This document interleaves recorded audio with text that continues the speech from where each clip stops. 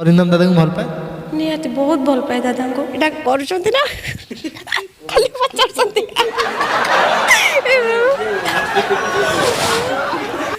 ଦାଦା ଝିଅ କଥା ମତେ ତାକୁ କାଖି ପାରିବିନି। ଏଇଟା କରୁଛନ୍ତି ନା ଖାଲି ପଚାରୁଛନ୍ତି।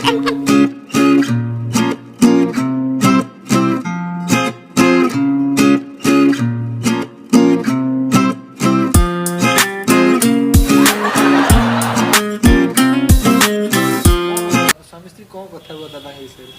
ସେମିତି କଥା ନୁହେଁ, ମତେ ଲାଗେ ସେ ଟିକେ ମତେ ଦାଦାଙ୍କୁ ଇର୍ଷା କରନ୍ତି। ଇର୍ଷା କରନ୍ତି ନୁହଁ, ଭଲ ପାଆନ୍ତି, କିନ୍ତୁ ଇର୍ଷା କରନ୍ତି କ'ଣ, ମୁଁ ଟିକେ ଅଧିକ ଭଲ ପାଏ ଦାଦାଙ୍କୁ ନା। ଅରିନ୍ଦମ ଦାଦାଙ୍କୁ ଭଲ ପାଆନ୍ତି? ନିହାତି ବହୁତ ଭଲ ପାଏ ଦାଦାଙ୍କୁ। ଆଜ୍ଞା ବହୁତ ଭଲ ପାଏ।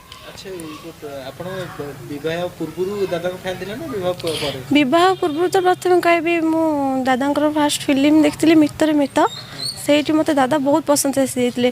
ମୋ ପୂର୍ବରୁ ମୋ ମାଆଙ୍କୁ ଦାଦା ବହୁତ ପସନ୍ଦ। ସବୁବେଳେ ତାଙ୍କ ମନରେ ଥିବ ଇଏ ମୋ ପୁଅ ହେଇଥାନ୍ତେ କି, ସବୁବେଳେ ମୋର ବଢ଼ିଆ ପୁଅଟେ ହେଇଥାନ୍ତା। ମୋର ସବୁବେଳେ ଇଚ୍ଛା, ମାନେ ତାଙ୍କୁ ଦେଖିବାକୁ ସେ ଭାରି ଏକ୍ସାଇଟେଡ୍ ଥାଏ ମୋ ମାମା। ଆଚ୍ଛା, ବାହାଘର ସେତେବେଳେ ଆପଣ ଦାଦାଙ୍କର ଗୋଟେ ଫ୍ୟାନ୍ ହେଇଯାଇଥିଲେ? ଆଜ୍ଞା। ସେତେବେଳେ ଘର ଲୋକ କ'ଣ କହୁଥିଲେ ଦାଦାଙ୍କ ଫିଲ୍ମ ଦେଖି? ଘର ଲୋକ କହିବାକୁ ଗଲେ ମୋ ମା ତ ଦାଦାଙ୍କୁ ବହୁତ ପସନ୍ଦ କରନ୍ତି। ବହୁତ, ମାନେ ସବୁବେଳେ ସେ କୁହନ୍ତି ଯେ ଇଏ ହେଲେ ମୋ ପୁଅ ହେଇଥାନ୍ତେ କି। ମୋତେ ବି ଭଲ ଲାଗେ ଦାଦାଙ୍କୁ। ଦାଦାଙ୍କ ଫାଷ୍ଟ ଫିଲ୍ମ, ମାନେ ଫାଷ୍ଟ ନୁହଁ ତ ମିତରେ ମିତ ତାଙ୍କ ଫାଷ୍ଟ ଫିଲ୍ମ ମୁଁ ଦେଖିଥିଲି। ସେଇଠୁ ମୋତେ ଦାଦା ବହୁତ ପସନ୍ଦ ଆସିଯାଆନ୍ତି। ତାପରେ ବୋଉର ବି ସପୋର୍ଟ ମିଳେ ଯେ ଦାଦାଙ୍କୁ ଭଲ ପାଇଲେ ସିଏ ବି ଦେଖେ, ମୋତେ ବି ଭଲ ଲାଗେ। ମାନେ ମାଆଙ୍କୁ ଭଲ ଲାଗେ, ଆପଣଙ୍କୁ ବି ଭଲ ଲାଗେ? ଆଜ୍ଞା ବହୁତ ଭଲ ଲାଗନ୍ତି ଦାଦା। ପୁଅ ଝିଅ କିଛି ହେଲାନି ନା ନାଇଁ? ହଁ ହଁ, ମୋର ଝିଅଟିଏ ଅଛି। ଝିଅ, ଆଜ୍ଞା ମୋ ଝିଅ ଏଇଠି, ମୋ ଝିଅ। ଆଉ ୟାଙ୍କର ନାଁ ଦେଇଥିଲେ, ଆମ ଦାଦା ୟାଙ୍କ ନାଁ ଦେଇଥିଲେ।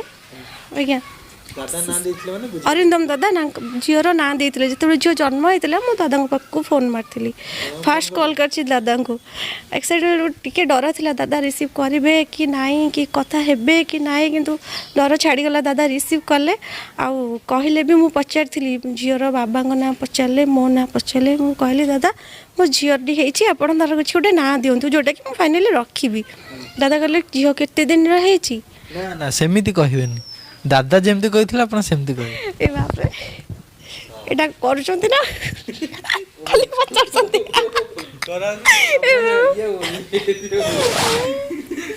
ଦାଦା ଝିଅ କଥା ମତେ ତାକୁ କାଖି ପାରିବିନି।